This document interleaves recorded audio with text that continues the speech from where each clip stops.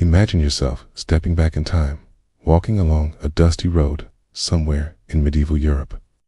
The sun is setting, the air is cool, and after a long day of travel, you spot a building ahead. A wooden sign creaks in the wind, the faint glow of firelight spills from its windows, and the hum of laughter and conversation drifts out into the night. You've just found one of the most important places for travelers of the Middle Ages, the inn. Medieval inns were more than just a place to eat and sleep. They were crossroads of culture, commerce, and human connection. Pilgrims, merchants, wandering minstrels, and even weary knights all passed through these doors. Inside, lives and stories intertwined. Deals were struck, songs were sung, and news from distant lands spread from mouth to mouth by the flickering light of the hearth. But life inside a medieval inn was far from glamorous. Conditions could be rough, the food simple, and the beds crowded. Yet for centuries, these inns served as a lifeline for anyone who dared to travel the unpredictable roads of Europe. They weren't just rest stops, they were snapshots of medieval society, revealing what people valued, how they survived, and how they came together when far from home. In this video, we're going to step right into that world. We'll explore the daily rhythms of the medieval inn, what guests ate and drank, where they slept, how they entertained themselves, and what dangers or delights awaited behind those creaking wooden doors. Along the way, you'll discover surprising details like why travelers often carried their own bedding, why ale was safer to drink than water, and how inns became hotspots for both gossip and opportunity. And while the inns may not always match the romanticized vision of medieval taverns you see in movies or fantasy games, the reality is just as fascinating, sometimes even more so. These places weren't polished or idealized. They were noisy, lively, unpredictable, and absolutely essential for understanding what it meant to live, work, and travel in the Middle Ages. So get comfortable. Maybe grab a warm drink and let's travel back to a time when the road was long. The nights were dark, and the inn at the crossroads was your only refuge. By the end of this journey, you'll not only know what it was like to stay in a medieval inn, you'll feel as if you've been there yourself, sharing bread and ale with strangers by the fire. Before we dive in, if you love history brought to life in vivid detail, make sure to hit that like button and subscribe to the channel. Your support helps us continue to explore forgotten worlds, untold stories, and hidden corners of the past. And don't forget to ring the bell so you never miss a new journey into history. Now let's open the door to the medieval inn and step inside. Long before trains, cars, or airplanes reshaped the way we move across the world, travel in medieval Europe was an unpredictable and often exhausting ordeal.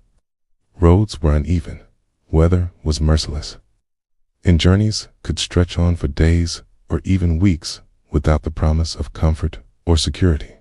Yet, in this landscape of uncertainty, a new kind of refuge slowly began to emerge. One that would not only ease the hardships of travel, but also transform the social and cultural fabric of the age.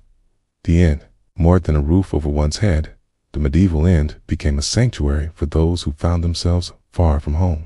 A place where weary travelers might rest their legs, fill their stomachs, and share company with strangers who for one night became companions in survival. These inns were not scattered randomly, but rose strategically along the arteries of Europe at crossroads, where merchants guided their carts, heavy with goods, near the gates of bustling towns alive with trade, and along the pilgrim routes that carried the faithful toward sacred shrines. They became waypoints of civilization in an otherwise daunting journey, offering both practical relief and the promise of human connection. Imagine the sense of relief a merchant might feel upon spotting the sign of an inn swinging in the wind after hours of trudging through mud and rain. Or the comfort a pilgrim might experience knowing that, at least for one evening, there would be bread, warmth, and fellowship to carry them forward. What made these inns essential was not only their function as resting places, but also the sense of continuity they provided in a fragmented world. To step inside was to momentarily leave behind the uncertainties of the road and enter a space where customs were understood, routines were familiar, and the shared struggles of travel gave rise to bonds that transcended differences of language, class, or origin. In this way, inns did not simply serve individuals, they connected communities, linking distant regions and weaving a network of stories, news, and traditions that would ripple across the continent. For the innkeepers themselves, running such a place meant more than just keeping fires stoked and tables set. It was a livelihood that positioned them at the center of medieval life. They were keepers of tales as much as keepers of rooms, witnesses to the endless flow of humanity that passed through their doors. Every guest carried something, whether it was goods for sale, prayers for a saint, or secrets best left unspoken, and the inn became the stage where all of these elements converged. It is no exaggeration to say that without the rise of the medieval inn, travel across Europe would have remained an ordeal reserved for only the most desperate or determined. By offering shelter and sustenance, these establishments made long-distance journeys not only possible, but meaningful, ensuring that the flow of ideas, beliefs, and commerce could flourish across kingdoms. And so, in the simple act of providing food, drink, and a place to rest, medieval inns helped shape the very rhythm of daily life across centuries. When travelers at last pushed open the creaking door of an inn, they stepped into a world designed to meet their most pressing needs. For these establishments promised the three things no journey could do without: food to restore strength, drink to lift the spirit, and a roof overhead to shield from the uncertainty of the night. The very placement of such inns was rarely accidental, for they rose along the most vital trade routes where caravans wound their way between cities, and they clustered near the outskirts of towns whose markets pulsed with activity, ensuring that merchants, pilgrims, and wanderers alike would never wander too far without stumbling upon a sanctuary. Within these walls, a traveler might exchange the cold bite of the wind for the rich aroma of stew simmering in a cauldron, hear the cheerful crackle of a fire instead of the rustle of leaves in a darkened forest, and feel, however briefly, that the dangers of the road had been set aside. The meals they offered, though seldom extravagant, were a godsend for bodies worn thin from days of exertion. And even the simplest bread paired with cheese or broth carried a taste of comfort magnified by hunger. The drink, most often ale or wine, was more than refreshment.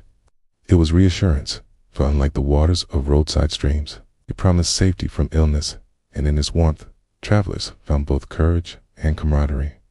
The lodging itself varied from place to place, sometimes nothing more than a shared room where straw mattresses were laid out in rows, sometimes sturdier chamber above the common hall, but even the most modest accommodations provided what mattered most: the certainty of rest and the chance to close one's eyes without fear of the unknown lurking in the dark.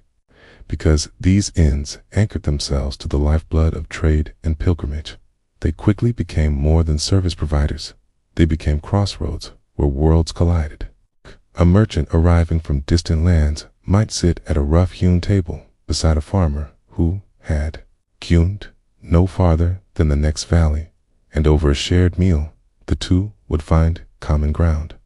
A pilgrim bound for a holy shrine might listen wide-eyed as a soldier recounted tales of distant battles, while in a quiet corner, a messenger might copy letters by candlelight before departing at dawn. In this way, the food, drink, and lodging were never simply about physical survival. They were the glue that held together the fleeting yet profound community of the road.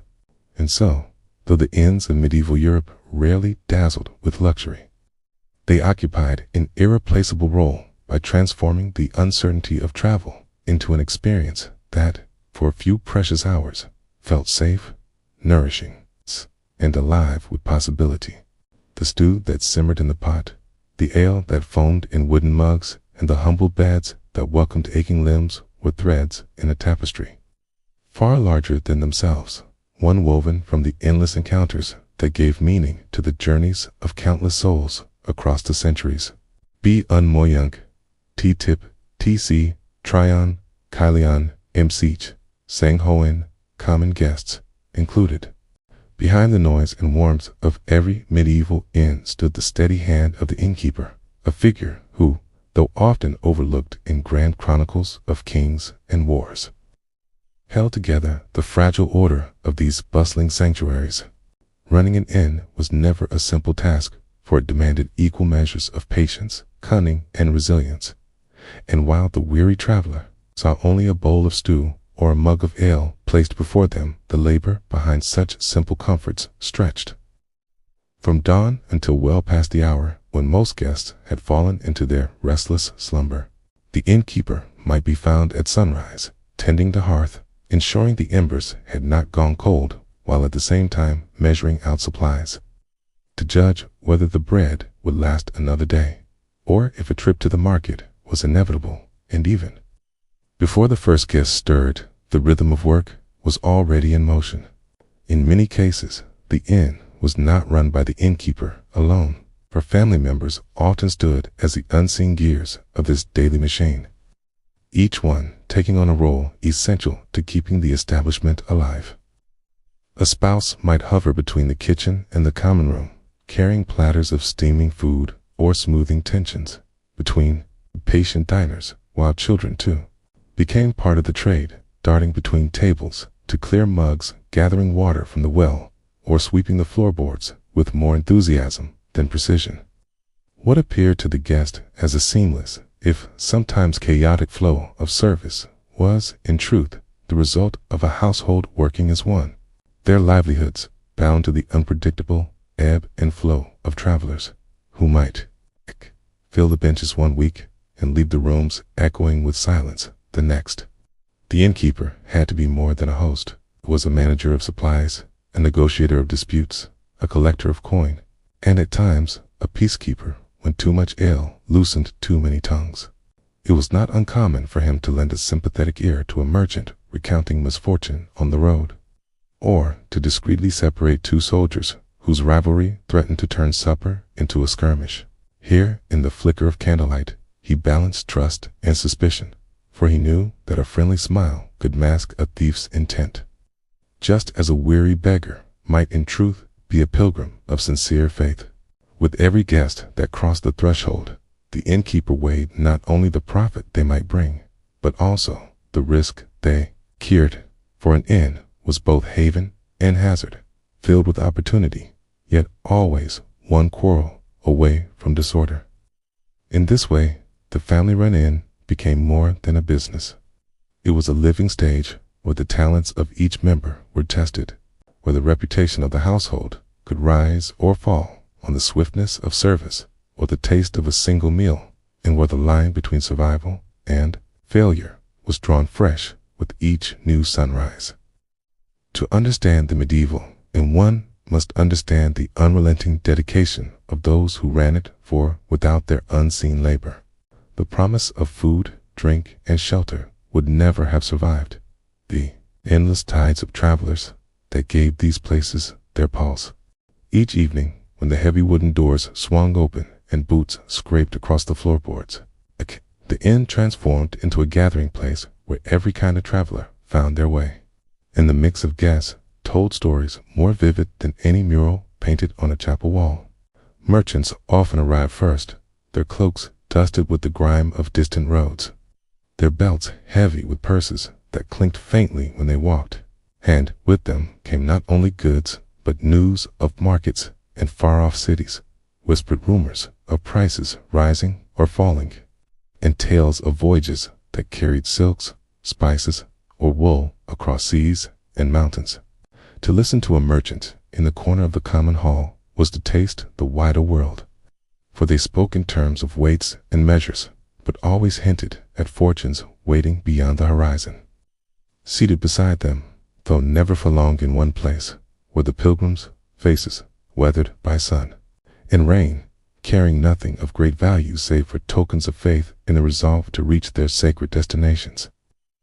They were the quiet souls of the inn, speaking less of profit and more of penance, their presence reminding others that not every journey was measured in coin, but rather in devotion, patience, and hope for divine mercy. Where merchants bargained for ale, pilgrims prayed softly into their cups. And while their purses were often thin, their sincerity lent a certain gravity to the noisy chatter around them. Not far away, soldiers entered with the unmistakable confidence of men accustomed to both hardship and command. Their armor, sometimes polished, but more often scarred, caught the glow of the firelight, and their stories, half warning, half bravado, pulled eager ears toward the promise of distant battles and narrow escapes. Some guests listened in awe, while others rolled their eyes at exaggerations. Yet no one doubted that these were men who had faced danger and returned alive. For innkeepers, soldiers were both blessing and risk, for they spent generously when in good spirits. But too much ale could turn their laughter into quarrels that echoed into the night. Then there were the messengers, perhaps the most overlooked yet indispensable of the travelers. Men who carried the words of lords, councils, and merchants' guilds across the land. Their packs held not spices or coin, but letters sealed with wax, contracts that bound cities, and secrets that could tilt the balance of power. Unlike merchants or soldiers, they spoke little of their duties, for their trust lay in silence, and they seldom lingered longer than a meal before vanishing again into the darkness. Yet, without them, the realm would have been deaf, for it was through their hurried steps that kingdoms remained connected.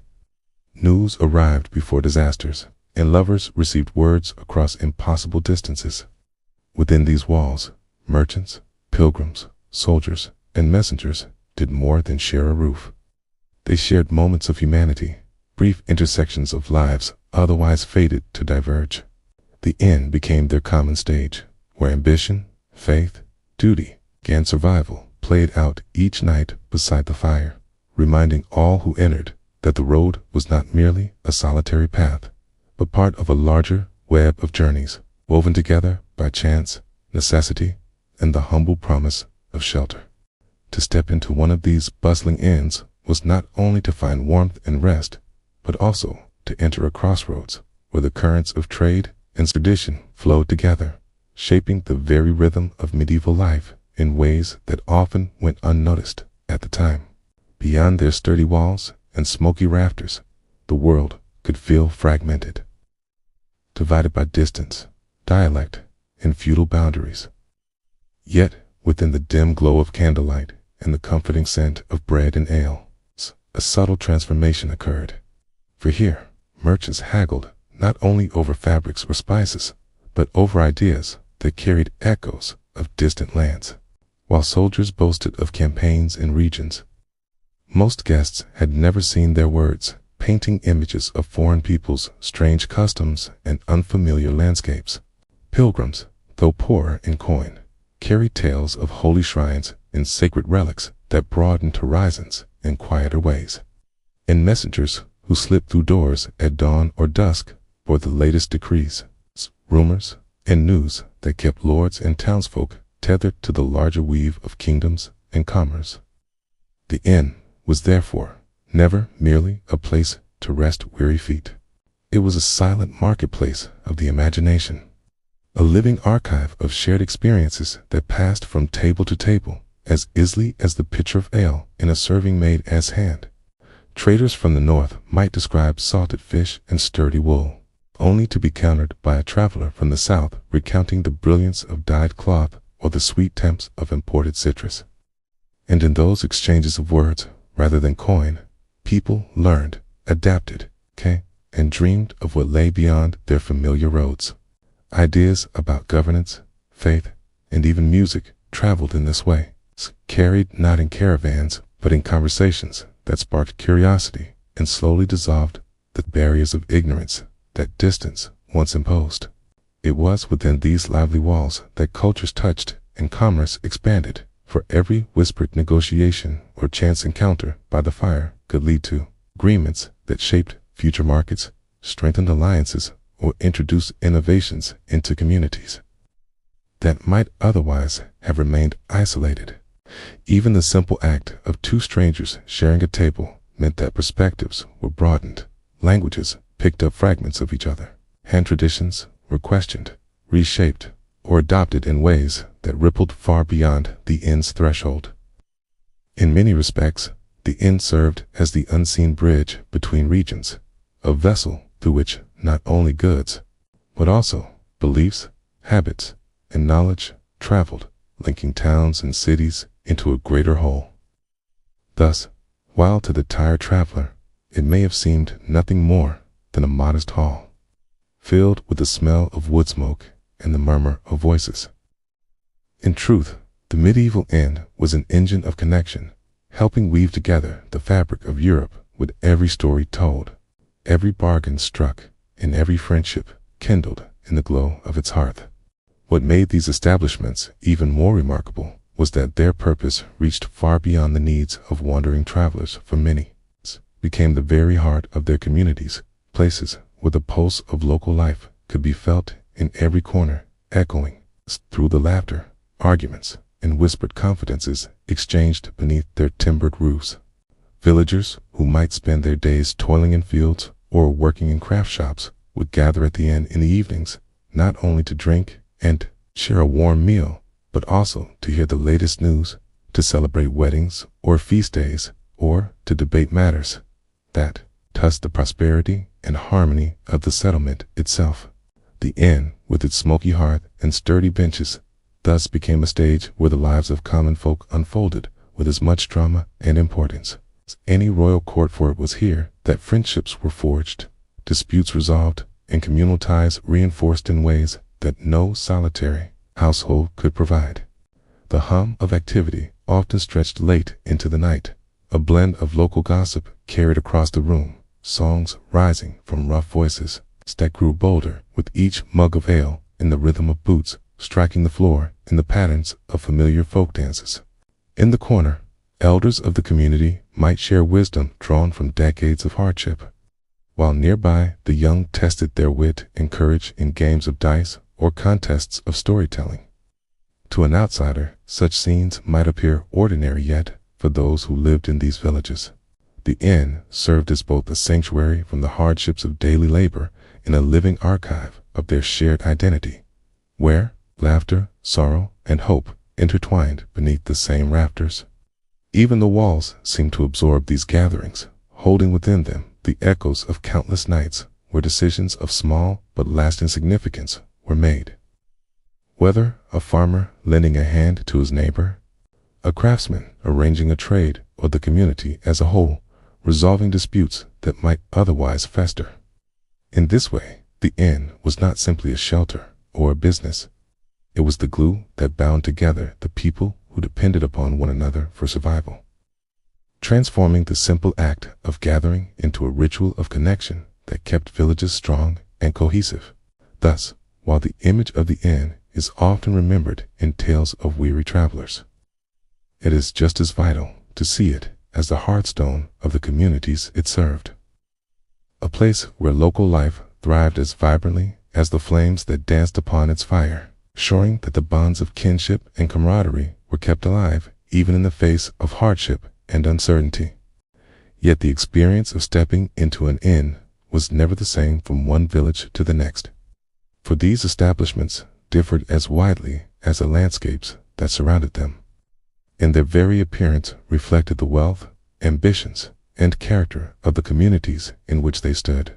In some remote hamlets, where resources were scarce and the needs of travelers modest, an inn might be little more than a rough-hewn wooden building with a thatched roof, its walls uneven but sturdy enough to keep out the chill, its benches creaking beneath the weight of guests, and its light provided by little more than flickering tallow candles. The fare was plain, the beds hard, and the air heavy with smoke. Yet, for the weary traveler who had endured days of mud, rain, and hunger, such simplicity carried its own kind of comfort, offering proof that shelter and warmth could still be found in a world so often unforgiving. Elsewhere, along busy trade routes or near the gates of prosperous towns, inns rose in grandeur, their beams polished, their upper floors built of stone or brick, and their entrances marked by painted signs that declared their name and reputation with pride. Within these larger establishments, guests might find separate rooms rather than communal sleeping spaces, finer meals prepared with imported spices in a level of order that gave the impression of refinement, where servants moved with practiced efficiency, and the innkeeper conducted his business with the confidence of one who catered to lords as often as commoners. To sit in such a hall was to feel a brush with luxury, even if only briefly, and the conversations overheard might range from the price of wool in distant markets to the politics of kingdoms, matters that shape the fortunes of entire regions. Between these two extremes lay countless variations, for no two inns were exactly alike, and each reflected both the character of its owner and the circumstances of its location. Some were adorned with carved beams or brightly painted shutters, small touches of beauty meant to charm the eye, while others stood plain and unadorned, relying on the warmth of hospitality rather than appearance to earn loyalty. A traveler might leave one in grumbling about damp straw beds and thin ale, only to arrive at the next and marvel at a roaring fire, well-cooked stews, and music that lifted spirits long into the night. This unpredictability was part of the journey, a reminder that the road offered no certainty except that each stop along the way carried its own story, its own atmosphere, and its own reflection of the world outside its doors. Thus, inns were not only places of rest, but mirrors of society itself, their walls telling tales of hardship or prosperity, their halls echoing with the fortunes of those who built, owned, and filled them, and in their diversity lay the very essence of medieval life, a patchwork of simplicity and splendor, bound together by the shared human need for shelter, sustenance, and connection. Privacy, as we might imagine it today, was a rare luxury within the walls of most inns, for accommodations in those days were designed less with individual comfort in mind and more with the simple practicality of fitting as many weary bodies as possible beneath a single roof, which meant that rooms were commonly shared by multiple guests, and beds themselves often became communal spaces where strangers lay side by side after long days on the road. A traveler arriving late at night might push open the creaking door of a chamber, only to find the straw mattresses already filled, leaving him little choice but to wedge himself into the remaining space, wrapping his cloak tighter against the chill, as the warmth of unfamiliar companions became both a discomfort and a strange kind of necessity. In such crowded quarters, the sounds of the night were not the quiet sigh of solitude, but a symphony, human presence, snores rising in uneven rhythms, the occasional cough or restless turning of bodies, and the muted murmur of whispered conversations between those who could not yet surrender to sleep. It was a far cry from the privacy of a modern and yet for medieval travelers. The closeness carried its own form of reassurance, for there was safety in numbers, and the knowledge that one was not alone on the uncertain road made the sacrifice of personal space easier to bear. The mingling of so many lives in such intimate proximity also created moments of unexpected connection. A merchant might wake to find himself lying beside a pilgrim whose journey was of an entirely different kind, and in the pale light of dawn, as they rose from the same bed, their paths might briefly intertwine through words of trade or faith. Soldiers might find themselves shoulder to shoulder with humble farmers, their hardened armor scraping against rough homespun wool, while messengers, sworn to secrecy, slept silently beside strangers who could never guess at the importance of the letters hidden in their satchels. In this way, the shared rooms of inns became accidental meeting places, blurring the boundaries of class and station, if only for a single night. Though such arrangements may sound uncomfortable to us, they reflected the very essence of medieval travel: resilience, adaptability, and the understanding that survival often depended upon cooperation. What mattered most was not the softness of the bed, nor the privacy of the room, but the certainty that a roof stood overhead, a fire glowed somewhere nearby, and that when dawn came, one could rise and continue the journey with renewed strength. What made these communal arrangements even more striking was the almost complete absence of privacy, for life within the inn unfolded in full view of others, and one quickly learned that personal space was a concept more imagined than real. Curtains were rare, partitions seldom existed, and the flickering light of the hearth or candles illuminated every gesture, every movement, leaving travelers exposed to the gaze and company of those with whom they shared their lodging. Yet, in this environment of constant proximity, a fragile sense of trust became the invisible foundation upon which the entire experience rested. For without it, no guest could sleep soundly, no merchant could rest easy knowing his goods were safe, and no pilgrim could focus on prayer when fear of theft or betrayal lingered too close at hand. Security in such places did not come from locks on doors or armed guards patrolling the halls, but rather from the unspoken agreement that reputation was everything, both for the innkeeper and for the guests themselves. As an innkeeper known for turning a blind eye to theft or allowing dishonorable characters to linger would quickly see his livelihood wither, for word traveled fast along the roads, and no traveler would willingly step into a place where their possessions or safety might be compromised. In the same way, a guest who broke the unspoken codes of conduct, whether by stealing from a fellow traveler, sowing unrest, or failing to pay his risk, not only being cast out into the night, but also carrying the stain of a ruined name that might follow him from one settlement to the next. This delicate balance of mutual trust was what allowed inns to function despite their lack of physical barriers, for in the glow of the common hall, men and women of vastly different backgrounds agreed, if only temporarily, to respect one another's presence. Merchants would keep their purses close, soldiers their weapons within arm's reach, and pilgrims their relics guarded in small pouches, but more often than not, these precautions proved unnecessary because the social fabric of the road depended on cooperation as much as on vigilance. The very survival of the traveler's world required that one could lie down in a bed of straw, knowing that the stranger beside them sought rest just as earnestly and was bound by the same need for safety and reputation. In this way, trust and honor became the unseen currency of medieval inns, shaping every interaction more profoundly than the coins exchanged for food or lodging.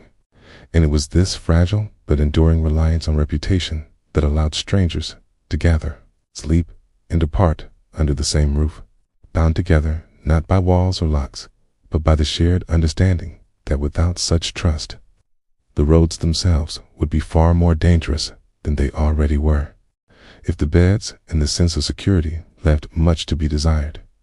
The food offered within these inns reflected a similar balance of necessity over indulgence, for what filled the tables was seldom a feast of delicacies, but rather the plain, hearty fare that could sustain both weary bodies and thin purses alike.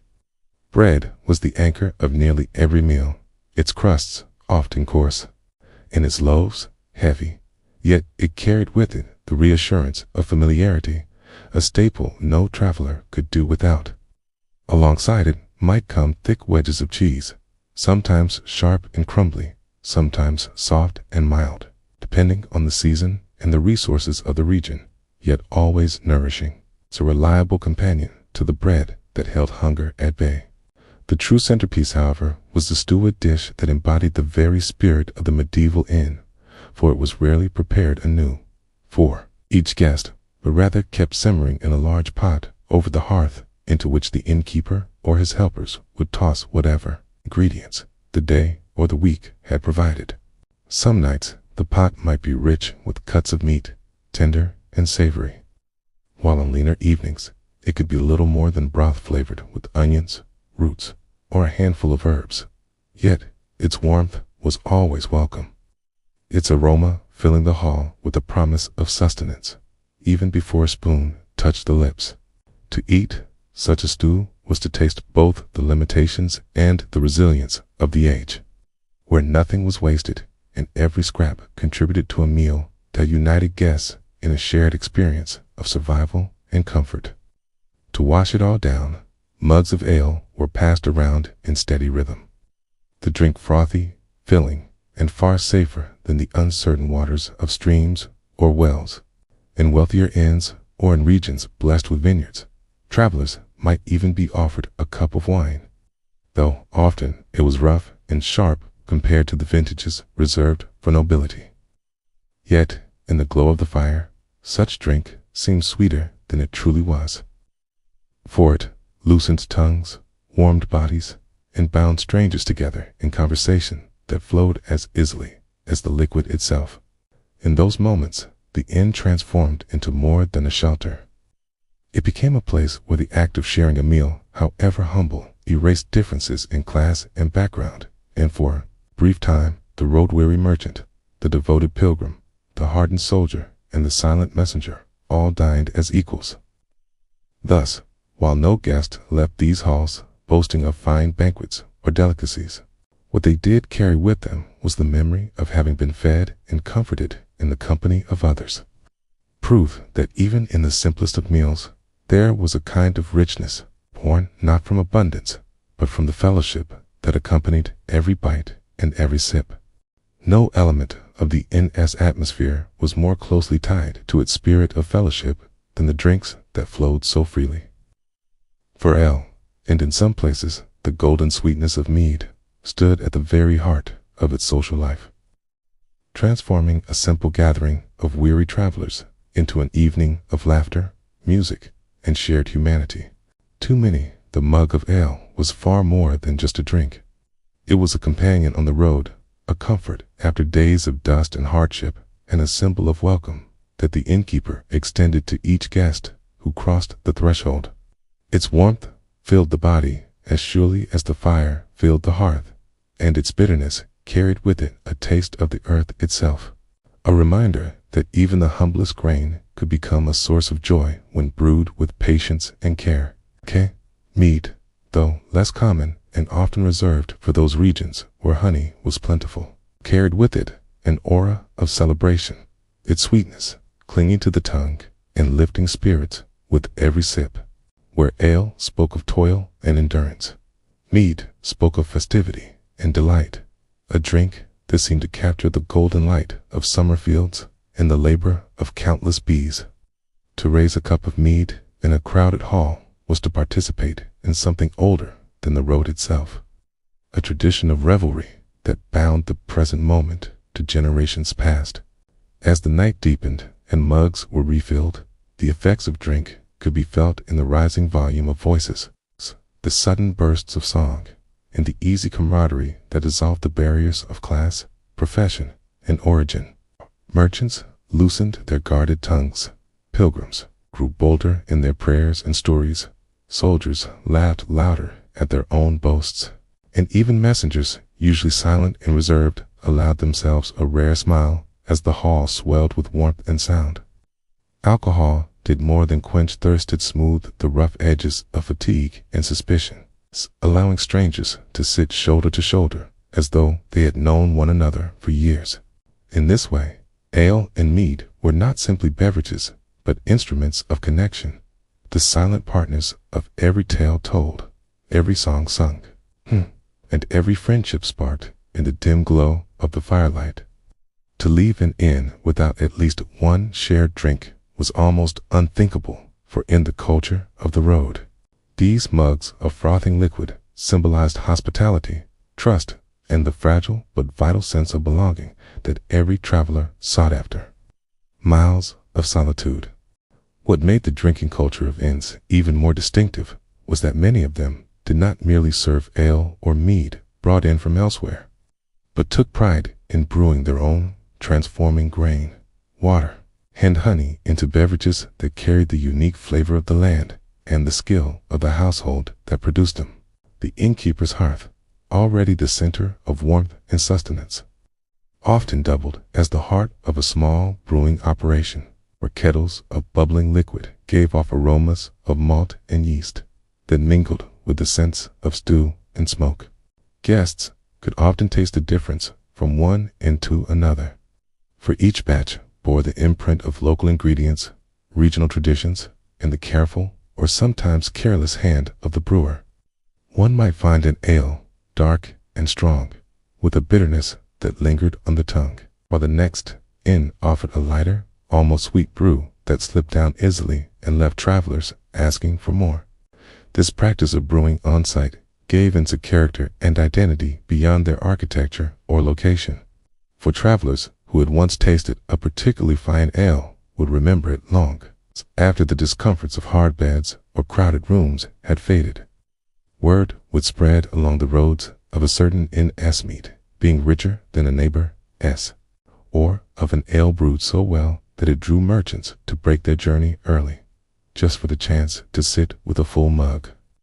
In this way, the quality of drink could make or break an inn's reputation, turning it into either a forgettable stop or a destination remembered fondly across miles of weary travel.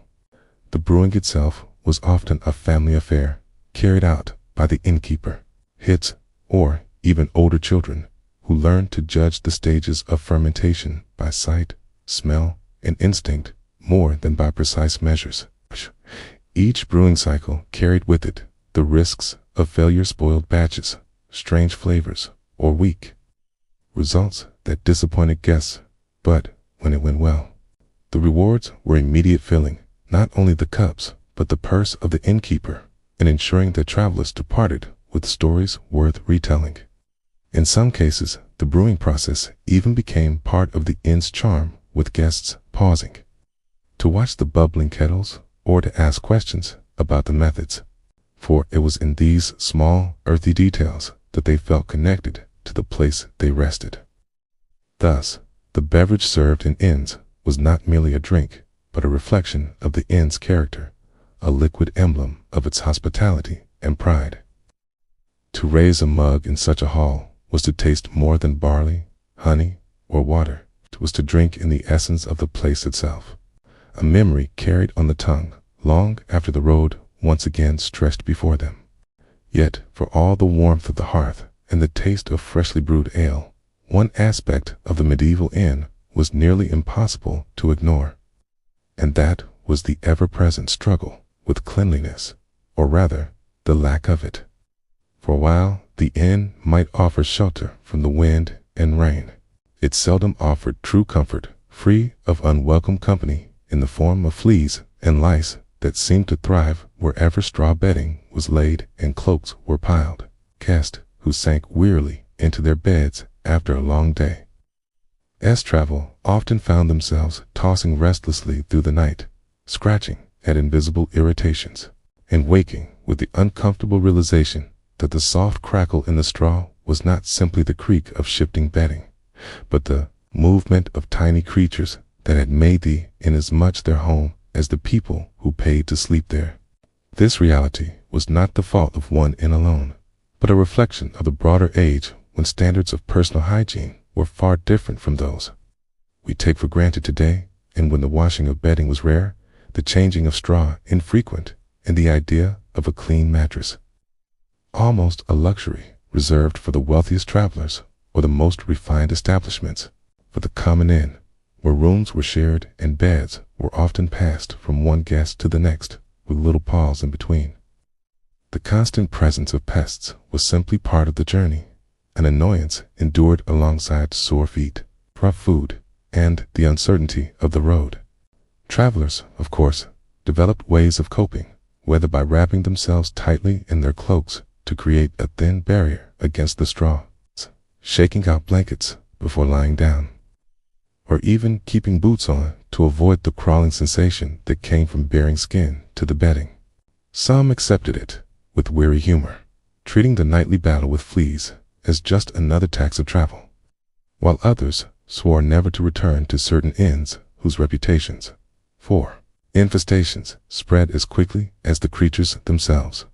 Still, in an era when the alternative might be sleeping exposed to the cold night air, the risk of pests seemed a tolerable price to pay for the safety of four walls and a roof overhead. The innkeeper, for his part, rarely regarded such matters with urgency, for he measured his success not by the softness of his beds, but by the fullness of his tables, and the volume of voices raised around his fire. And so the cycle continued. New straw laid atop old, the scratching of guests mingled with the snores of the weary, and the knowledge that in the medieval inn comfort was never guaranteed. But survival food, drink, and shelter was usually enough. While the straw beds might have been scratchy and the air thick with the scent of smoke and ale, the evenings inside a medieval inn carried their own kind of magic.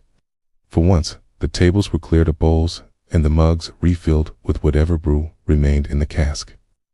The common room transformed into a place not only of rest, but of entertainment, where the weariness of travel gave way to the warmth of shared stories, the strains of music, and the thrill of games played by firelight. Storytelling was often the centerpiece, with a seasoned traveler or wandering bard holding court at the heart of the room, spinning tales of distant lands, heroic deeds, or curious misfortunes that left listeners laughing, gasping, or quietly nodding, as though they too had walked those same treacherous roads.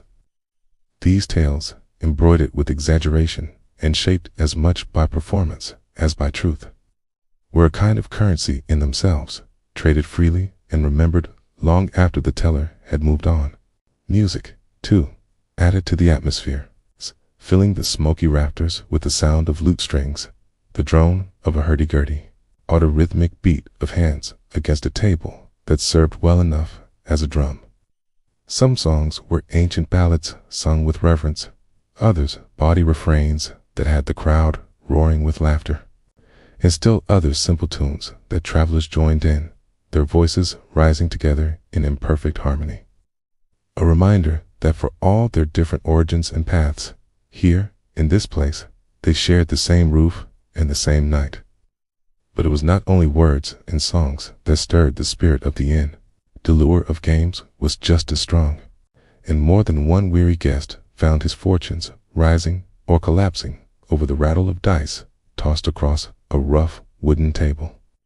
Gambling, whether for coins, favors, or sometimes nothing more than pride, could turn strangers into allies or rivals in the span of an hour. A merchant might lose his last penny to a soldier with a lucky hand, while a pilgrim might surprise everyone by quietly sweeping the table clear of winnings earned through patient calculation. Dice games, card games in later centuries, and contests of wit or daring all unfolded in the flickering light of the fire, watched by those too cautious or too poor to join, but eager nonetheless to witness the excitement. The innkeeper, of course, watched with a careful eye, knowing that a room well entertained was a room that drank more deeply and lingered longer, yet also aware that laughter could, in an instant, turn to argument, and argument to blows. Still, for most nights, the balance held. The inn became less a waypoint on the lonely road and more a stage where the drama of human company played itself out. For a few hours, as stories rose, dice clattered, and songs echoed, travelers forgot the hard beds, the biting fleas, and the endless miles ahead, and remembered instead the joy of being alive in good company. If one were to step back from the laughter, the music, and the clatter of dice, and simply take in the atmosphere of a medieval inn with fresh eyes, it would quickly become clear that these places were as much a mirror of daily life as they were a refuge from it, for they captured in a single room the very essence of the Middle Ages. Noisy, smoky, and relentlessly crowded, the air itself seemed alive, thick with the mingled scents of roasting meat, burning firewood, damp cloaks hung near the hearth, and the unmistakable tang of sweat from travelers who had spent long days on muddy roads. Voices competed for attention, with merchants shouting over the din to secure a seat near the fire, soldiers calling for another round of ale, minstrels tuning their instruments despite the noise, and pilgrims whispering prayers as though to carve out a pocket of silence amid the chaos. The smoke that curled from the hearth did not politely drift upward into neat chimneys as one might wish. Instead, it lingered and spread hanging in the rafters and stinging the eyes, until, key from the most seasoned guests, found themselves rubbing away tears as they laughed or leaned into conversation. The fire itself roared and cracked a center of warmth, but also of constant activity, wherein servants darted back and forth, carrying kettles, platters, and mugs, their movements barely avoiding the outstretched boots of travelers, claimed every inch of space along the benches and floors.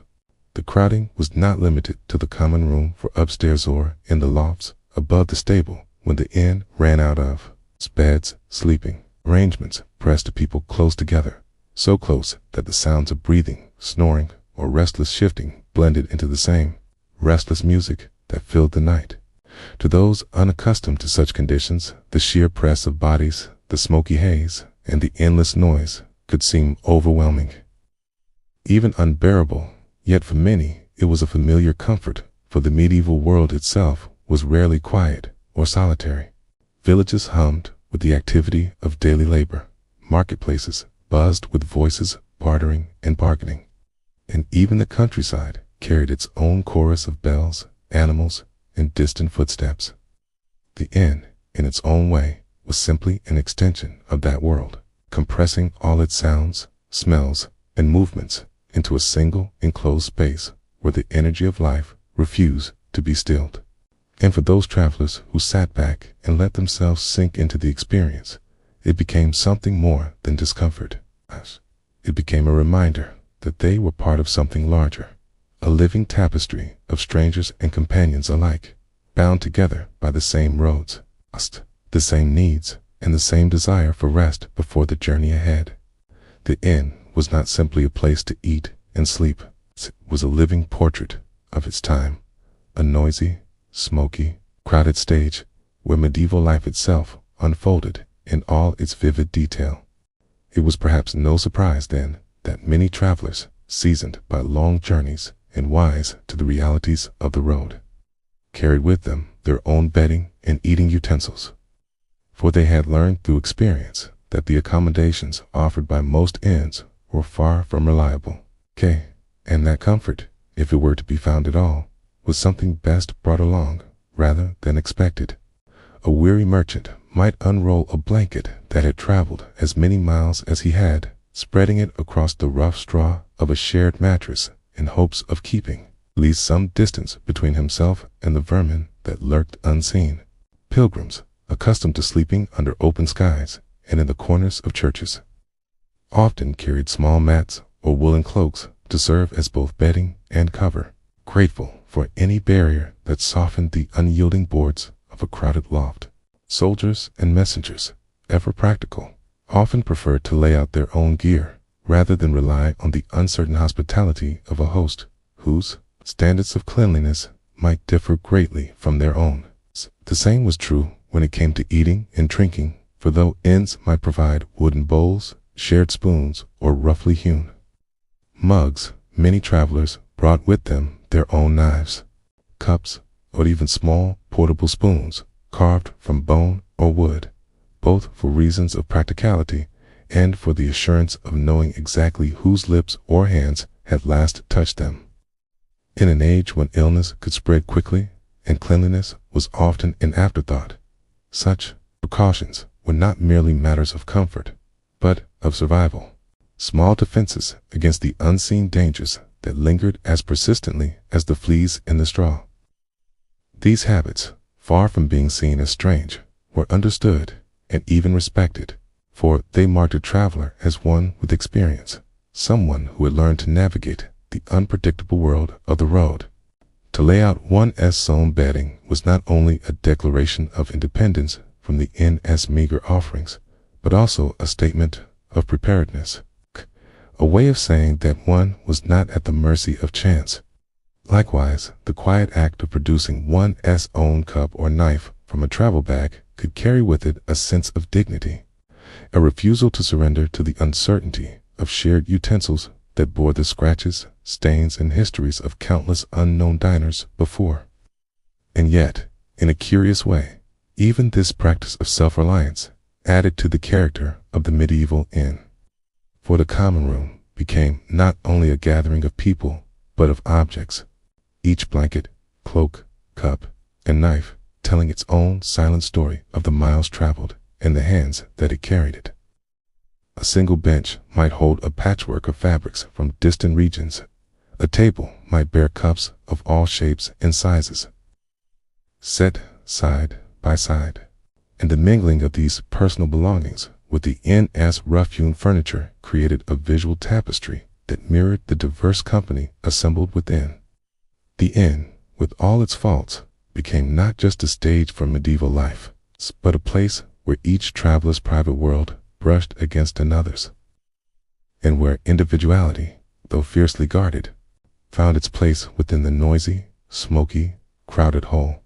Just as the quality of an inn could range from a smoky wooden hovel to a sturdier stone house with carved beams and painted signs, so too did the cost of staying within its walls shift like the tides, influenced by countless factors that every traveler quickly learned to calculate before parting with a single coin.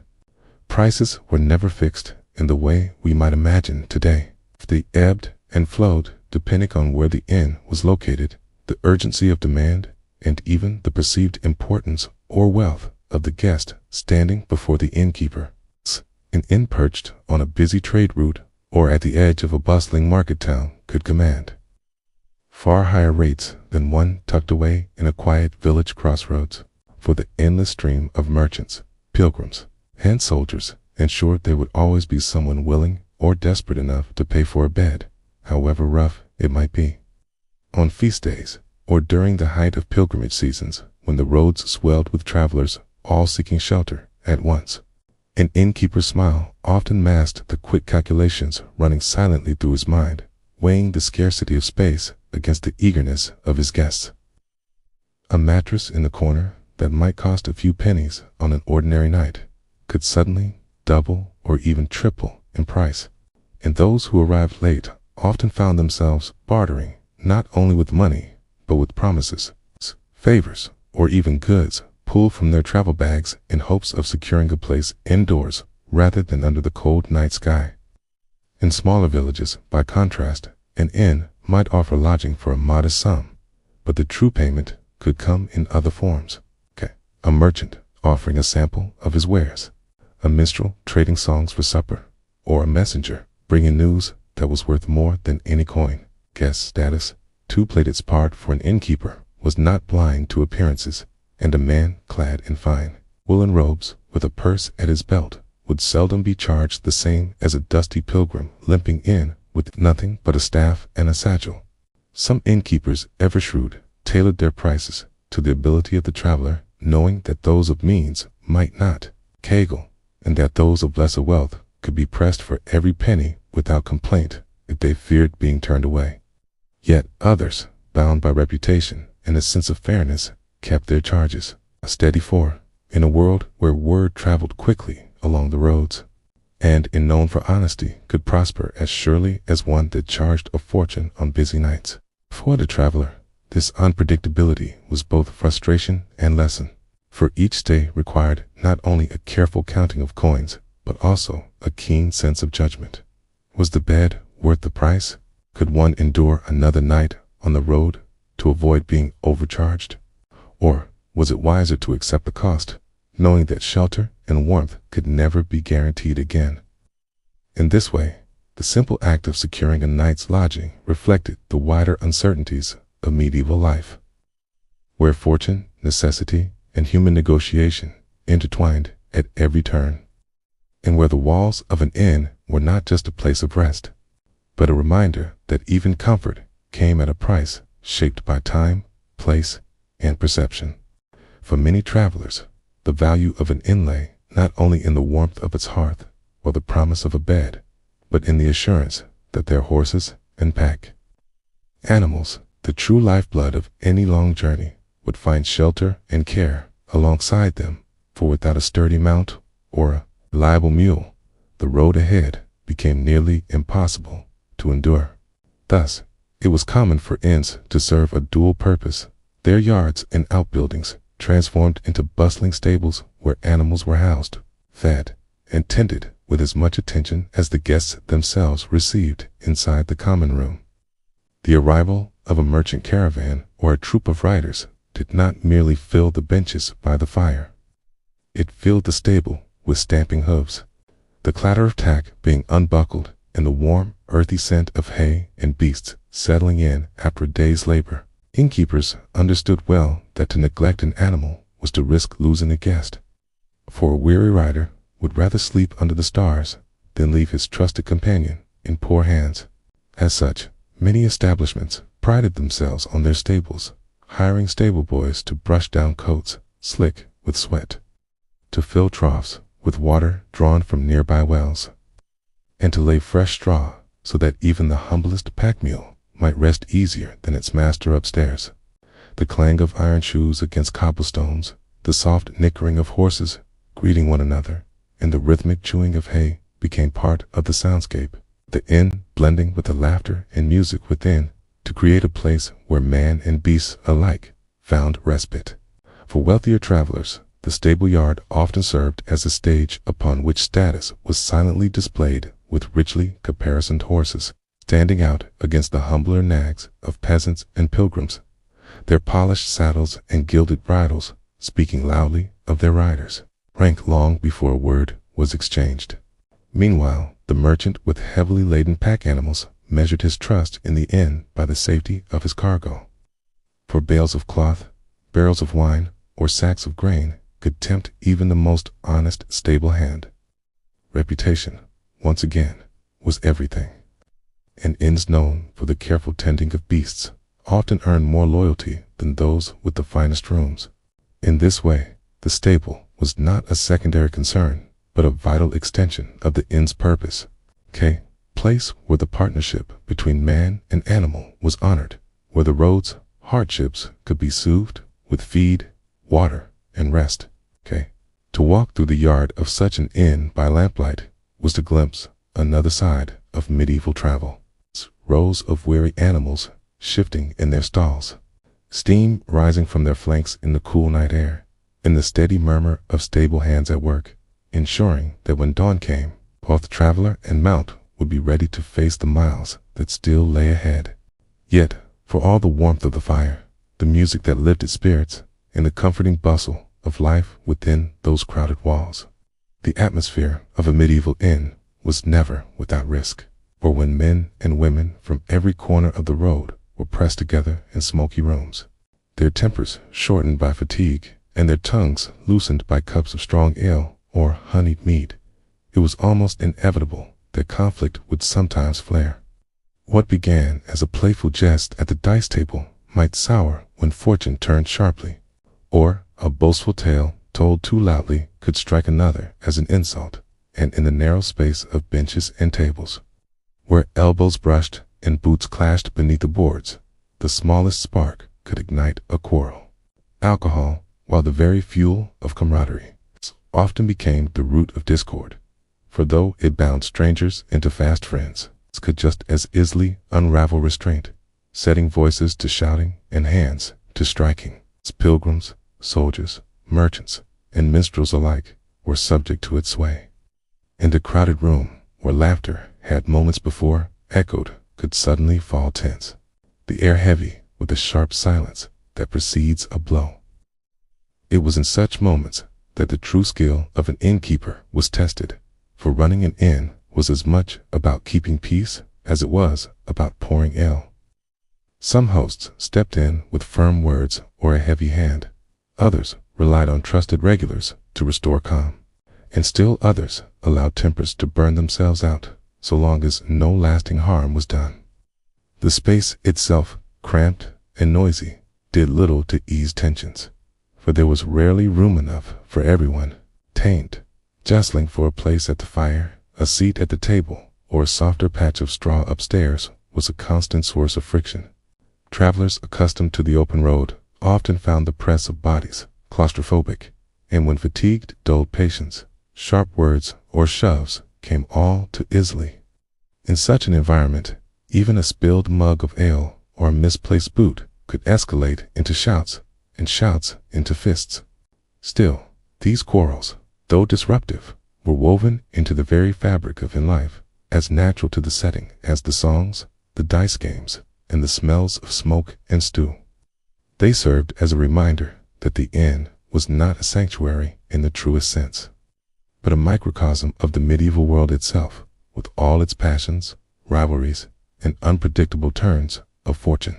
And just as quickly as a fight might erupt, so too might it dissolve with the same men who moments before swung fists.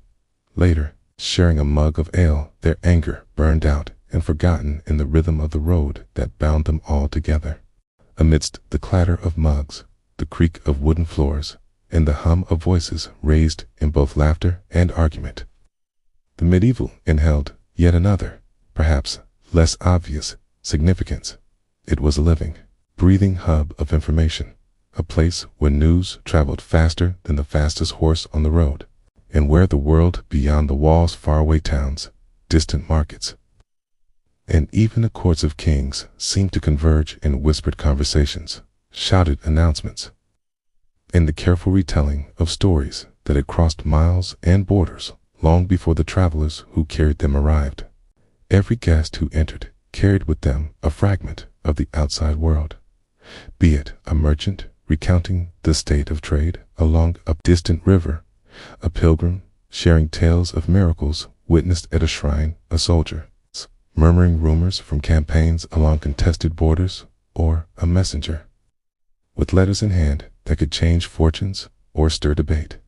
In this way, the inn became a crossroads, not only of bodies and belongings, but of ideas, observations, and tidings, where a single conversation might ripple outward, altering perceptions or inspiring decisions long after the travelers had moved on.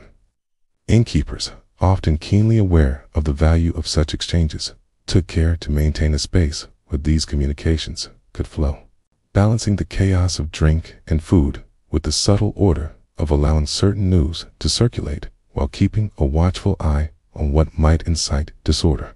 Calis became unofficial correspondence, retelling stories with embellishments that made the world feel both larger and more immediate, while newcomers listened with rapt attention, absorbing the pulse of towns, politics, and distant lands in ways no official dispatch could rival.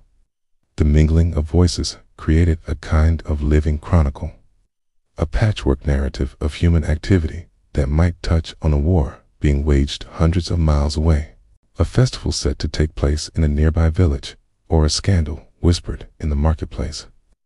Each piece layered atop another until the inn itself seemed to hold a secret archive of the age, stitched together not with ink and parchment, but with breath, gesture, and the shared understanding that information was power, and stories, once heard, would never entirely be forgotten. Travelers often left with more than a full belly or a rested body, carrying news warnings, rumors, and sometimes even subtle lessons about human behavior, commerce, and the ever-shifting fortunes of the world beyond the hearth, all gleaned in the dim glow of candlelight and the lively chorus of clinking mugs and murmured confidences. The inn, in its smoky, noisy, and crowded essence, was thus far more than a place to sleep. It was a living network, a conduit through which knowledge and human experience flowed, connecting the isolated paths of the medieval world in ways that no map or letter alone could achieve. Within the bustling, smoky confines of the inn, where the aroma of stew mingled with the tang of spilled ale and the low murmur of conversation, constantly ebbed and flowed like tides in a crowded harbor. Travelers often discovered that, beyond the warmth of the fire and the comfort of a shared bed, there existed an even greater treasure, the unexpected opportunity to form connections, friendships, and sometimes even alliances with strangers whose paths had crossed purely by chance. For the simple act of sharing a meal or raising a tankard of meat could forge bonds that transcended the barriers of language, status, and origin. Merchants who had never met might exchange tales of trade routes and commodities, comparing prices and practices in a manner that could later influence the flow of goods hundreds of miles downriver, while pilgrims on a similar spiritual journey might discover shared devotion and form traveling parties that would carry them safely through forests, hills, and rivers, far from any town. Soldiers, mercenaries, and messengers, drawn together by the cramped quarters and the ubiquitous smoke, often found common ground in the simple camaraderie of surviving the road together, and in so doing might agree upon arrangements for mutual protection. The sharing of horses or guidance through the most treacherous passes, creating alliances born as much out of necessity as of trust. Even casual acquaintances could develop into partnerships as the inn's hearth encouraged conversation and the informal exchange of ideas, strategies, and stories that would otherwise never have converged while the act of breaking bread or clinking mugs with someone unfamiliar carried with it an implicit understanding of respect and reciprocity, a social contract reinforced not by law but by custom courtesy and the recognition that in the unpredictable expanse of medieval Europe, a friend made over stew and ale could prove as valuable as any coin carried in a purse. In many ways, the inn functioned as a crucible for social alchemy, transforming the mere coincidence of proximity into enduring relationships. For the shared experiences of long days on the road, the laughter over spilled drinks, and the whispered confidences, exchanged late into the night, had a power to bridge divides that formal institutions often could not. A merchant might discover a reliable trading partner in a fellow traveler from a distant town. A soldier might gain information vital to his mission simply through a conversation with a retired comrade. And a pilgrim might find guidance, comfort, or protection from someone whose life experience complemented his own. Over the course of a single evening, connections that would shape future journeys, influence local economies, or even alter the outcome of personal quests could be made, all within the warm, chaotic embrace of the inn's communal tables and crowded benches. Thus, in the medieval inn, meals and drinks were never merely sustenance or entertainment. They were catalysts for the intertwining of lives, the exchange of knowledge, and the formation of bonds that could carry travelers safely and strategically across the uncertain and often perilous landscapes that lay beyond the inn's doors, making the hearth as essential a meeting place as it was a source of warmth, and the shared mug as potent a tool as any sword or coin in the arsenal of survival and opportunity on the medieval road. Yet, while many inns served as havens of warmth, conversation, and camaraderie, it would be a mistake to imagine that every establishment along the winding roads and bustling trade routes of medieval Europe was governed solely by the principles of hospitality and trust.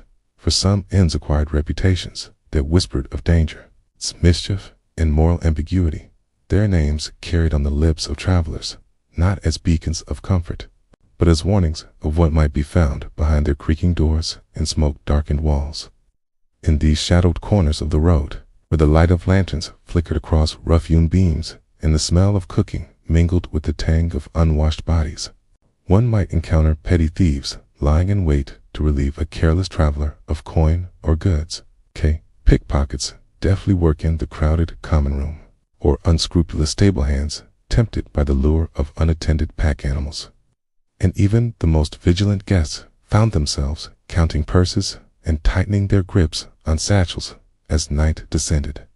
Beyond mere theft, some inns quietly operated as hubs for more clandestine activities, including brothels, where discretion and secrecy were as essential as the coin exchanged for fleeting companionship, creating a reputation that could both entice and alarm visitors, depending on their appetite for risk or pleasure. Tales spread swiftly through the inn network. Merchants who had been conned out of precious silver soldiers, who had been lured into betting schemes rigged in the shadows, pilgrims whose letters or messages were mysteriously misplaced, and adventurers whose sleep was interrupted by strangers of questionable intent, all became part of the lore that traveled faster than any official report, ensuring that word of a notorious inn's character preceded a traveler long before they arrived. Yet even in these unsavory establishments, life within the inn maintained a curious vitality, for the very presence of danger and unpredictability reinforced the social dynamics that defined the medieval inn.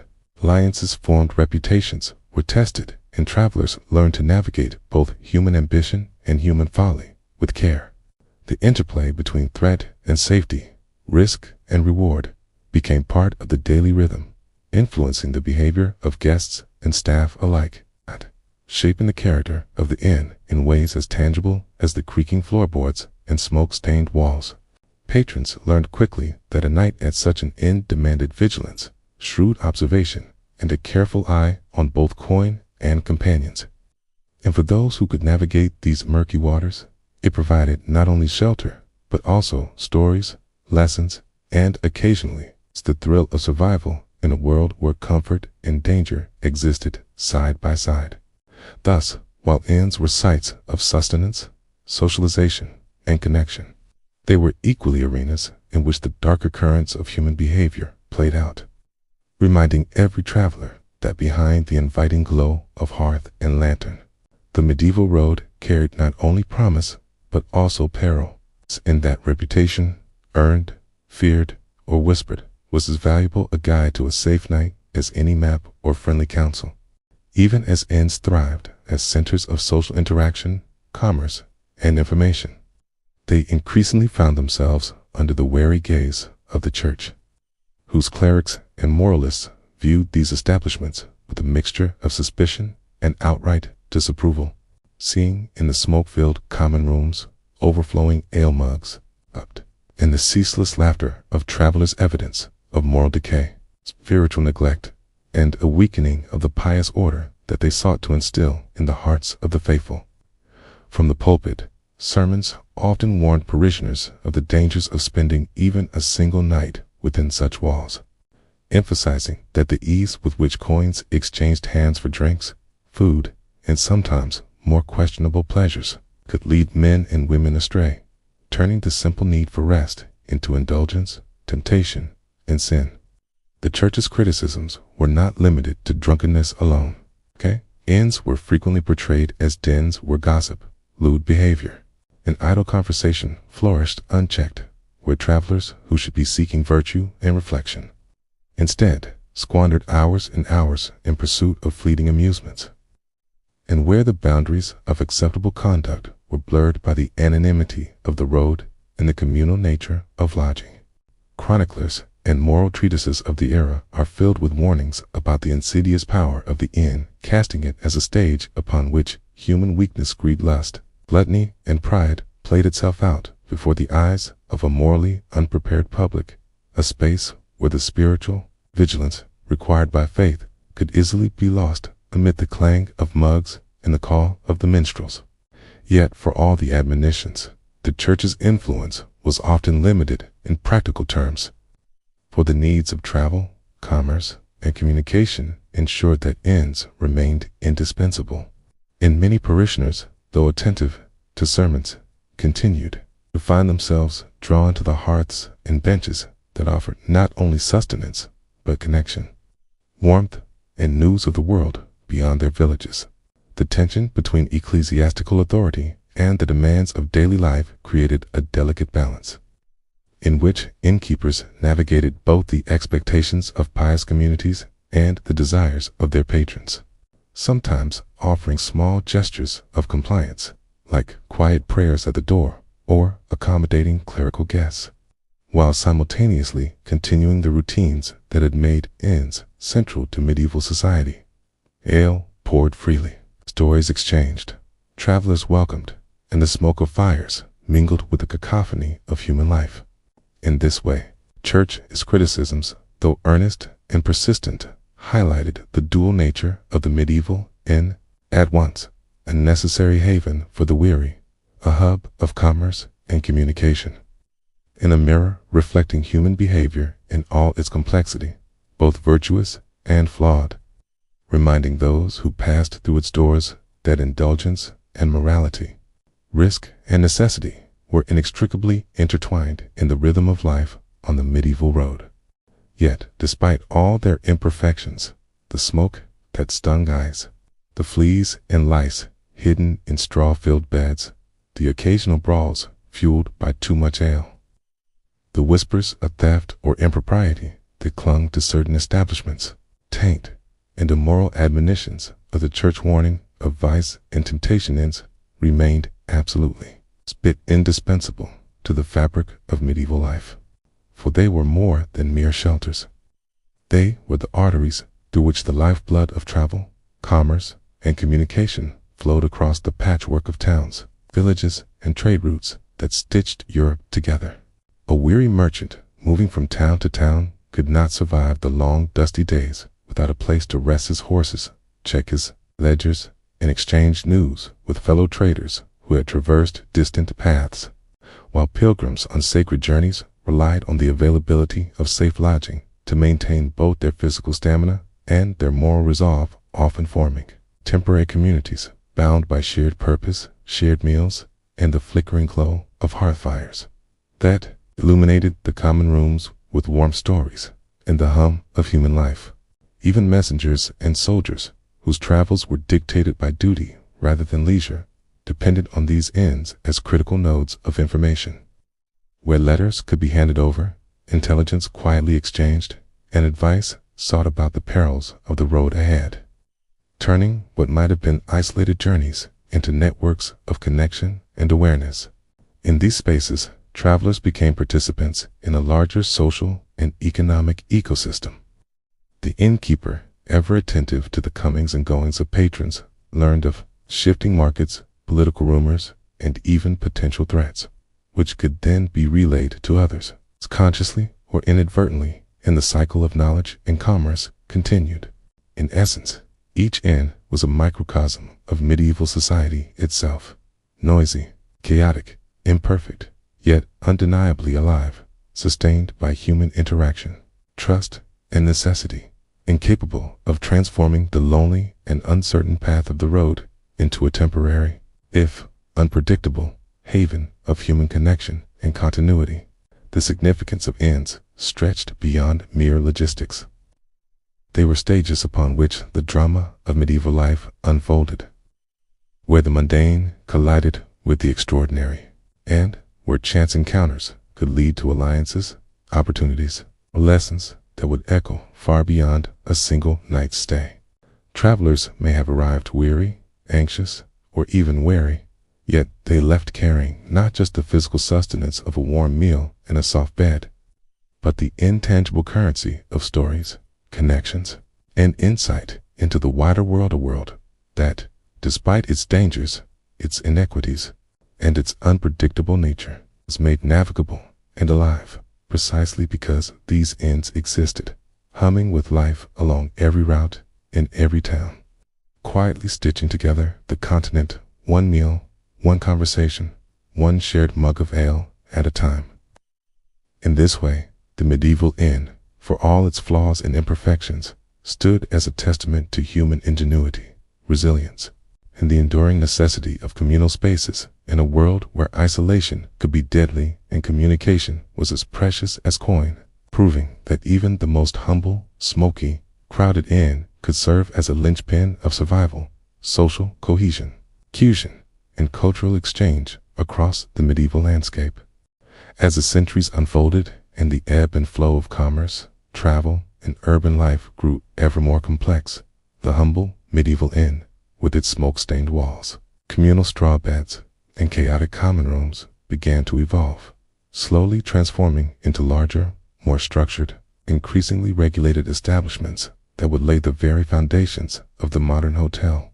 For the needs of travelers were shifting alongside the expansion of trade networks, the growth of towns, and the demands of a more mobile and interconnected population.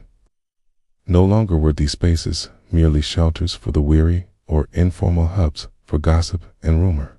They became institutions in their own right, with designated rooms, standardized meals, and systems of service designed to accommodate a higher volume of guests while maintaining a semblance of order and comfort that could be relied upon by merchants, dignitaries, and ordinary travelers alike. Innkeepers, who once relied solely on reputation, trust, the charm of a crackling fire, now faced the need to implement rules, maintain records, and ensure a level of hygiene and consistency that would satisfy not just local patrons, but also those arriving from distant lands, eager for predictability amid unfamiliar surroundings.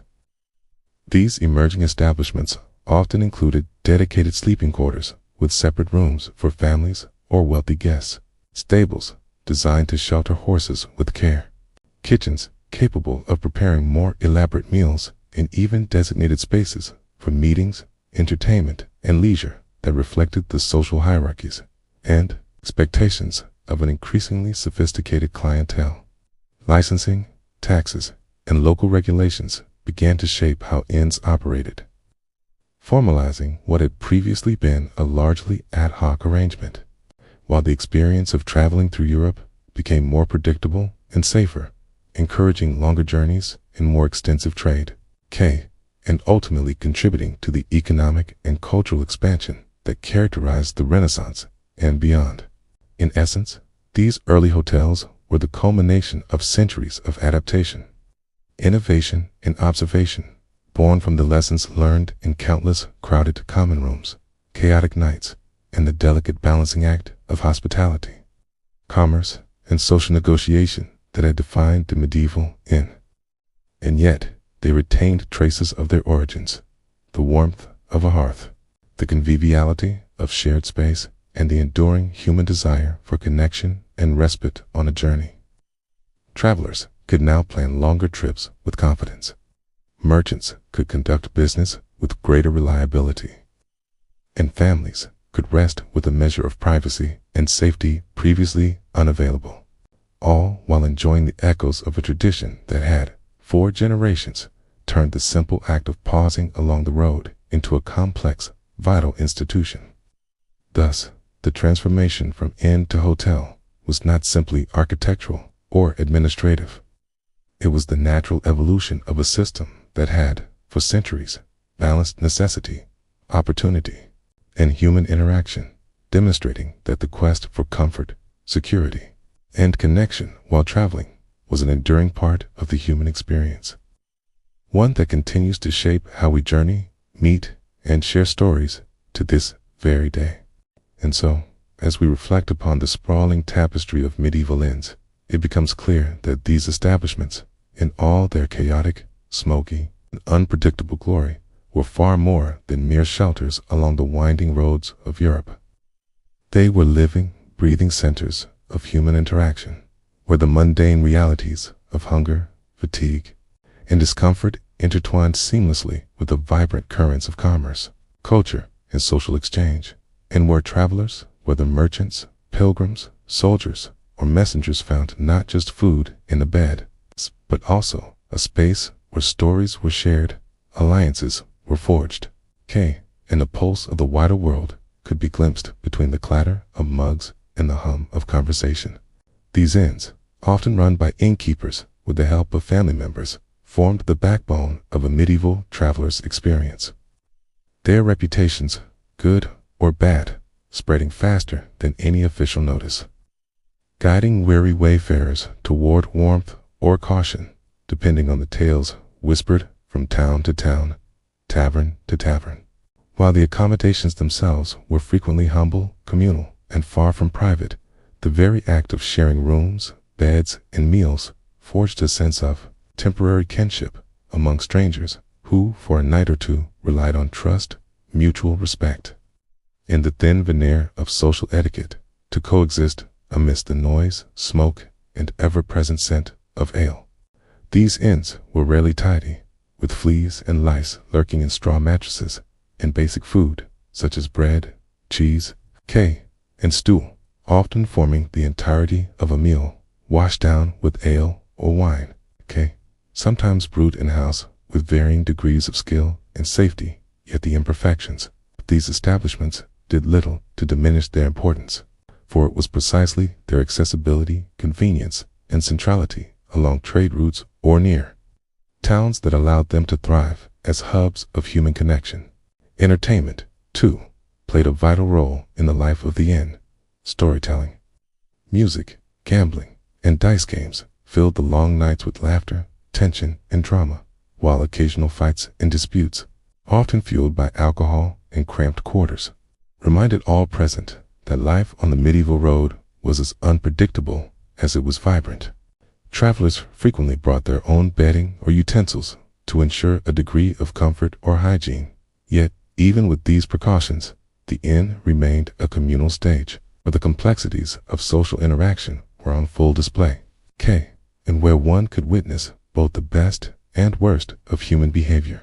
Some inns, notorious for crime, theft, or illicit pleasures, drew cautionary tales that spread widely, while others, despite similar flaws, retained an essential role in sustaining commerce, communication, and the fragile networks of information that allowed towns, regions, even nations to function more efficiently than their isolated predecessors could have imagined. It is also important to recognize the tension that existed between these bustling establishments and the moral expectations of the church, which frequently criticized inns for immorality, excessive drinking, and the potential to lead travelers astray. Yet, this critique did little to diminish the practical and social necessity of the inn, as travelers continued to rely upon them for shelter, sustenance, and the occasional spark of camaraderie or intelligence gathering, carrying a balance between moral idealism and pragmatic necessity that defined much of medieval life. Over time, the continuous demand for safe, reliable, and increasingly comfortable accommodations drove the evolution of inns into larger, more regulated establishments, laying the foundation for what we now recognize as hotels. With designated rooms, more structured service, and improved hygiene. Yet even in this transformation, the core essence of hospitality, communal exchange, and human connection endured, echoing the centuries of tradition that had shaped the traveler's experience since the earliest inns first appeared along Europe's roads and rivers. In the end, medieval inns were microcosms of the world itself, messy, vibrant, sometimes dangerous, yet utterly indispensable, teaching lessons about resilience, adaptability, and the enduring power of human interaction, even amidst imperfection and uncertainty. They remind us that the paths we travel, whether literal or metaphorical, made richer by the spaces where we pause, share, and connect, and that, even in the simplest acts of offering food, drink, and shelter, something profoundly human and enduring can be found. So, as your day winds down and you're prepared to rest, let the stories of these smoky, lively inns accompany you into your dreams, a reminder of the journey's connections and adventures that history quietly preserves. And from all of us here in this little corner of the world, good night, sleep well, and may your dreams be as rich and full of life as a medieval inn on a bustling evening.